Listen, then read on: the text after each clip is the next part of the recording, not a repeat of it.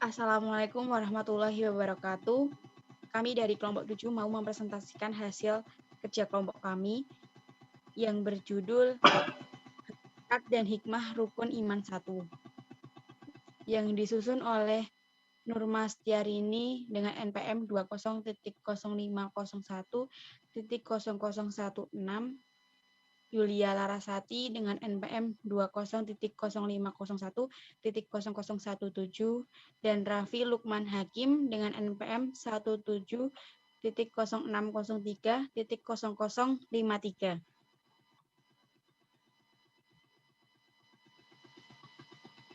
Pengertian rukun iman yaitu pilar keimanan dalam Islam yang harus dimiliki seorang muslim. Jumlahnya ada 6. 6 rukun iman ini didasarkan dari ayat-ayat Al-Quran dan hadis Jibril yang terdapat dalam kitab Sahih Bukhari dan Sahih Muslim yang diriwayat dari Umar bin Khattab. Iman secara bahasa berarti tasjid atau membenarkan. Sedangkan secara istilah syar'i, iman adalah keyakinan dalam hati, perkataan di lisan, amalan dengan anggota badan, bertambah dengan melakukan ketaatan dan berkurang dengan maksiat.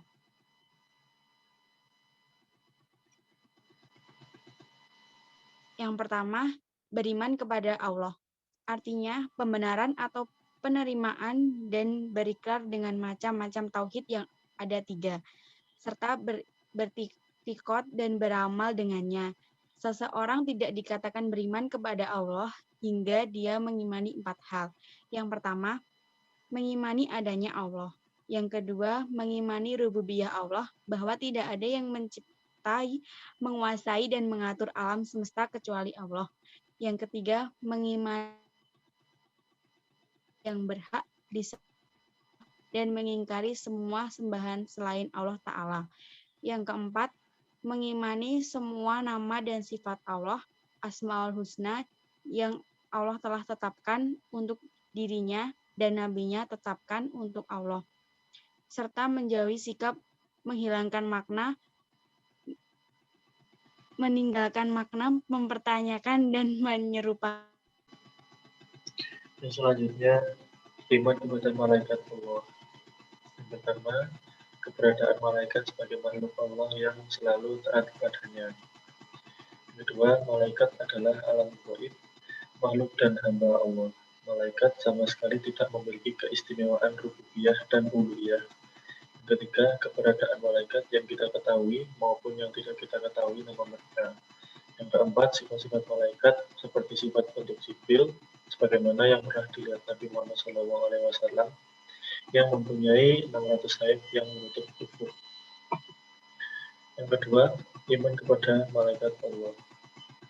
Malaikat bisa saja menjelma menjadi seorang laki-laki, seperti yang pernah terjadi pada malaikat Jibril ketika diutus oleh Allah untuk menjumpai Maryam. Jibril menjelma menjadi orang manusia yang sempurna. Malaikat tidak membutuhkan makan dan minum seperti kisah Nabi Ibrahim alaihissalam dengan tamu-tamu malaikatnya. Selanjutnya, tugas-tugas malaikat yang diperintahkan Allah yang sudah kita ketahui seperti membaca tasbih dan beribadah kepada Allah siang malam tanpa merasa lelah. Di antara mereka, ada yang mempunyai tugas-tugas tertentu. Misalnya, pertama, malaikat Jibril itu menyampaikan wahyu Allah kepada para nabi dan rasul. Kedua, malaikat Mikail menurunkan hujan dan menumbuhkan tumbuh-tumbuhan. Ketiga, malaikat Israfil meniup sangkakala di hari kiamat dan di hari bangkitan. Yang keempat, malaikat maut mencabut nyawa seseorang. Yang kelima, malaikat Ridwan dan Malik menjaga surga dan neraka. Yang keenam, malaikat Raqib dan Atid menjaga dan menulis semua perbuatan manusia. Setiap orang dijaga oleh 2 malaikat di sisi kanan dan kirinya. Yang selanjutnya, malaikat Munkar Nakir itu menanyai mayit, yaitu apabila mayit telah dimasukkan ke dalam kuburnya. Malaikat yang ditugaskan meniup ruh pada janin dalam rahim, yaitu ketika janin telah mencapai usia 4 bulan di dalam rahim, maka Allah mengutus malaikat untuk menuliskan rezeki, ajal, amal, celaka, dan bahagianya, lalu meniup rohnya padanya. Hikmah iman kepada malaikat. Hikmah iman kepada malaikat salah satunya menambah keyakinan akan kesempurnaan dan keagungan Allah. Yang kedua, semangat untuk beramal soleh karena banyak sekali malaikat yang juga selalu taat kepada Allah dan mengawasi serta menulis segala gerak-gerik tingkah laku kita. Yang ketiga, istiqomah dalam beramal soleh karena setiap amal dicatat oleh malaikat.